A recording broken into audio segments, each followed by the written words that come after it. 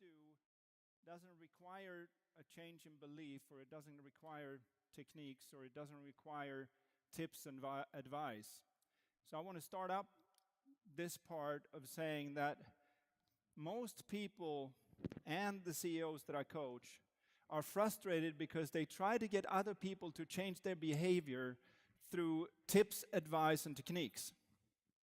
And the problem with those things are they only work for the people who don't need them, which is a bit of a shock for most people. So here's an example of this. Anybody ever had a person who was like a one-person Bermuda Triangle? I don't know if you know what I mean by that, but things get close to them and they disappear and nobody knows how it happened. It's like at work there's coffee cups that should be put back here, but they're always found in different places. And other people love to hate them by putting up little notes saying, your mom doesn't work here, and things like that. You know what I'm talking about?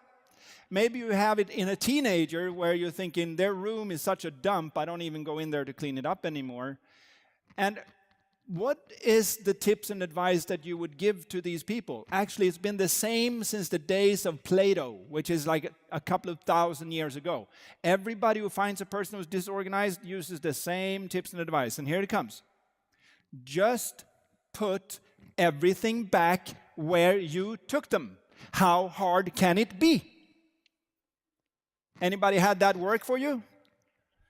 No, the only thing you get by doing that is that they have a bad conscience of not doing something that should be simple.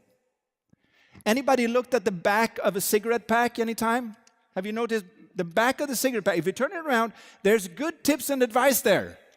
It says, smoking kills, right? Smoking gives cancer.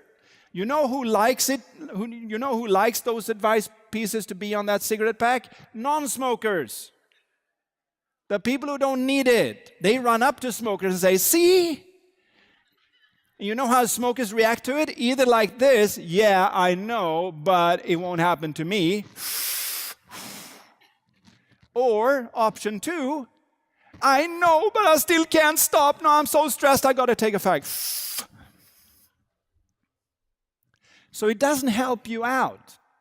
We need to get to that point of understanding better. And here's the problem now. What I'm sharing with you cannot be intellectually understood. And most of you have been in school so long that you pride yourself on your intellectual way of doing things.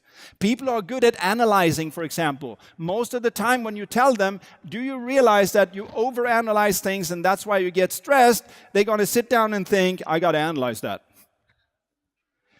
If you tell somebody they think too much, they usually try and think themselves out of thinking too much. I hope you understand. That's like walking into the shower to dry off.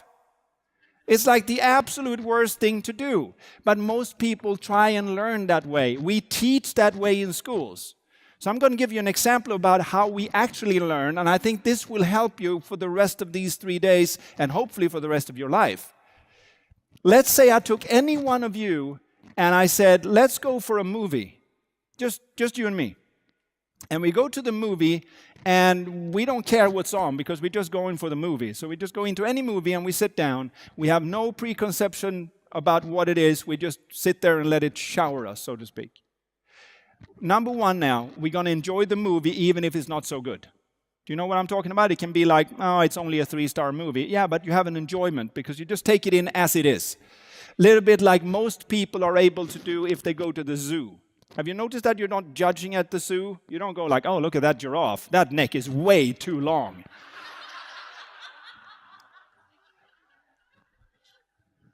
Look at that rhino. It's so fat. Now, you don't do that. You just go in and go, wow. And that's why almost everybody enjoys the zoo. Because you put all the judgment and that kind of thinking aside. So when you go to the movies and you put that aside, you don't have any expectations, you're just going to take in a movie to spend or kill 2 hours.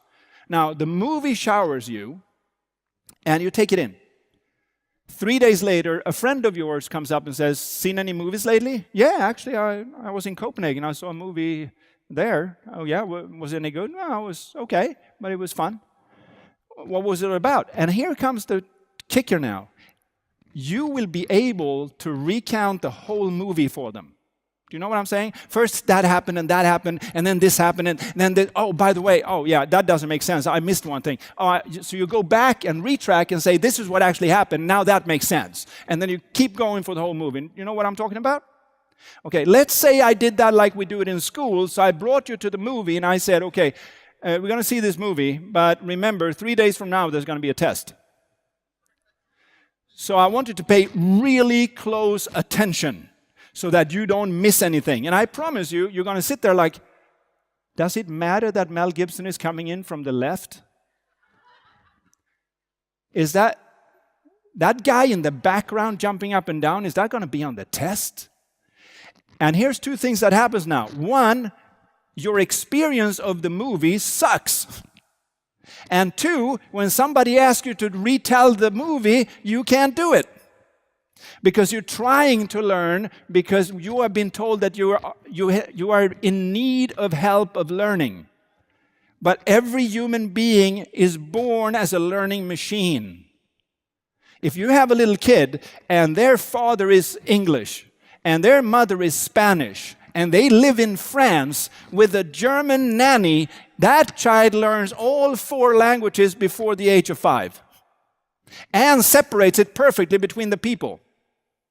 And then they get to somebody in school who tries to teach them a language, and they do it for 13 years and they can barely order coffee. And we call that a good teaching model. So what we're missing is that if it weren't for everything you do to learn, when you sit here and you go inside your head and you do what you've been taught in school, which is you think a lot about what you're hearing and you're going like, I don't know, I need a more concrete example and I need to write this down, that was good, and boom. While you're doing that, you're destroying the movie. And why are you doing it? Because you bought the premise that that is the solution. If I don't understand, I have to apply myself harder. So you apply yourself harder and you understand it worse. And when you do that, you apply yourself even harder. Because you have the premise that that is how you learn. I would advise you to go through these days and take it in like music.